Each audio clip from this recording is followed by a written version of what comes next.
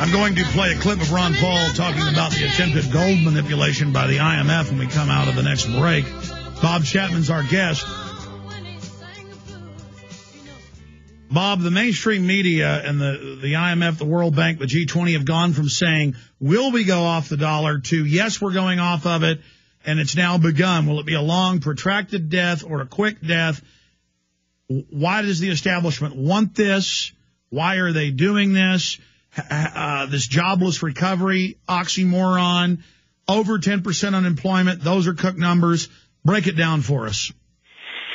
Well, the unemployment numbers are easy. That's U3 that they're talking about, 10.2% up from 9.75%, 9 5/8, whatever it was. The real figure is the U6, which is 17.5% by their 7 5/8%, according to their own figures. That includes U3, which is the 10.2%, those who are no longer receiving checks, those who are discouraged, and those who are forced to work part-time.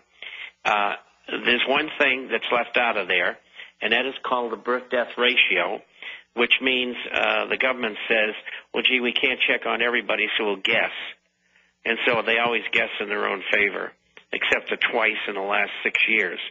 And so with that said, if you extract the birth-death ratio, you will come up with a new unemployment figure of 22.4%. That is depression level, is it not? It's right on the fringe, at least in unemployment. And unemployment tends to be a lagging statistic. And that means that unemployment is going to get worse even if the economy gets a little better or better. And so I had projected in January, and we've talked about this before, 22%. And so I was wrong. It's a little higher than that. But that's okay. At the time I made the projection, the number was 13.5%. So, we were pretty much on. Next year, it'll probably run sideways to slightly higher, maybe 23 or 4%. It all depends whether we get stimulus and how much the stimulus is. They're talking about it now. We projected $2 trillion in January for this coming year. Now it looks like they want to do somewhere between 400 and 800 billion stimulus from Congress, and they want the banks to lend the 14% decrease that they've instituted in the last year. And if they do that, they'll come up with about 1.5 to 2 trillion, which is right in the ballpark of what we were looking for. But it's only going to buy them another year. All they're doing is throwing money at this thing, and it's not solving the problem. Well, I was about to say, buy us another year until total collapse. I mean, the people are losing their jobs. The industry's falling apart. Retail sales are plunging. Every indicator is that the crash is already here, but we have all these painted trollops, the info babes, and the cutesy guys for the girls on Fox and CNN and MSNBC and CNBC explaining to us that, well, it's bad for you but good for the banks, so the economy's good. Well, that's rather jaded. The whole thing is a scam, and in as much as the banks, the brokerage firms, and the insurance companies and transnationals caused this problem in the first place. And they're the ones that are getting bailout, not the transnational, but the others.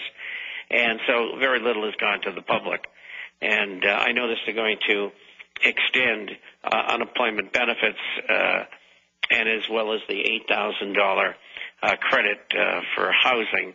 And they're going to try to keep the interest rates down as long as they can.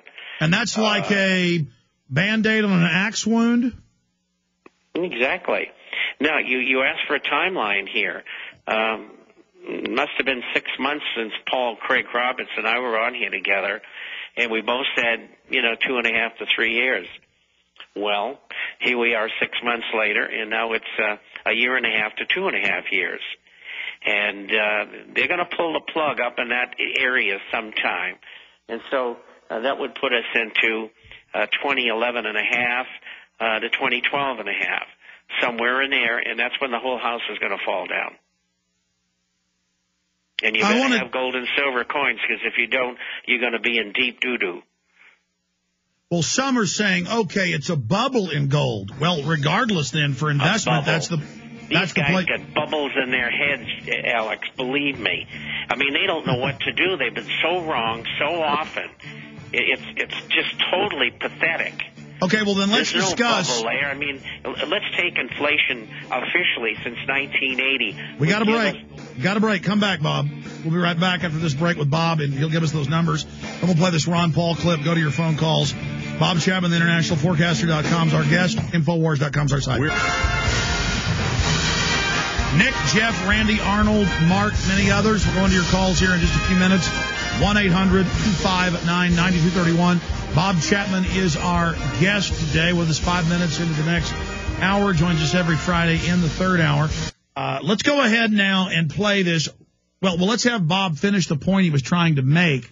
Then I'm going to play this Ron Paul clip and go to your calls. Sorry that the satellite break cuts you off. Those are hard breaks, Bob. Go ahead and finish up your point. And so official inflation since 1980 would make gold somewhere between $2,400 and $2,500 an ounce. That is the very minimum it should be selling at. My figures for official inflation since then are $6,700 an ounce. John Williams, who you all know, the eminent economist, says it's $7,150 per ounce. And I'm not going to argue with him because he's a better economist than I am. So gold is vastly underpriced. Absolutely. Gold isn't going up because it's a bubble like oil or some other commodity. It's because the dollar's devalued and people worldwide are trying to get into something that's real and tangible, because all the economists we've talked to have said that as the dollar goes, it's also going to hurt other global currencies and regional currencies. It's just they're not going to be hurt as bad. So there's a flight from currencies into hard assets, isn't there? That's exactly right. Everybody's going to get hurt in varying degrees. And it's been happening for 6 years. It's nothing new. Every currency in the world has gone down against gold in the last 6 years. And they've all inflated by increasing money and credit and lowering interest rates and more money than they've got coming in. Amazing. What is the federal government going to do as the world starts refusing to buy their T-bills or buy their dollars and other government offerings, as Obama spends more money than all presidents before him combined? That's official. We thought Bush was bad, tripling the size of government. Obama has taken that to a whole new level. Of course, he's just a puppet, but the point is the establishment is doing this. What are they going to do? I guess just run debt up and steal until everything implodes and then have their new banking system as the answer? Won't people see through the fact that the very same banks that engineered the crisis are now posing as the saviors, Bob? Yes, they will. And it's not going to work unless ultimately they have a currency which is backed by gold.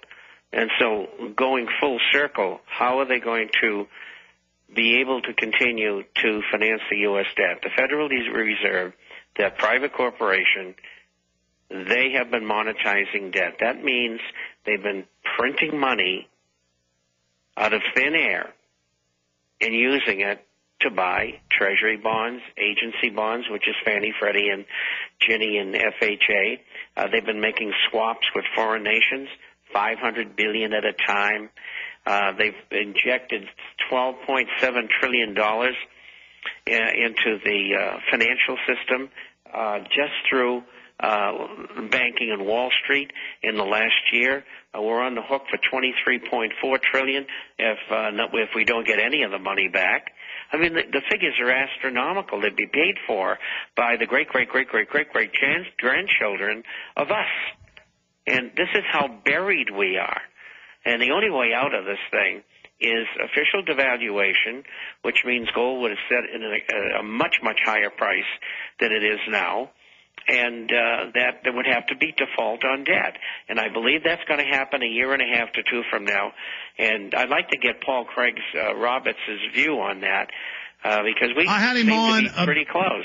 Yeah, I had him on a few weeks ago, and he's beginning to revise his forecast of it being further out. He says that it's beginning to look like it may happen sooner rather than later because the deterioration is accelerating. But I guess we're all here together, and we're going to find out. Here's what Ron Paul had to say yesterday here live with us when I asked him about the death of the dollar. And he said that he thought that would be more incremental, but then he got off into gold. Here's Congressman Ron Paul.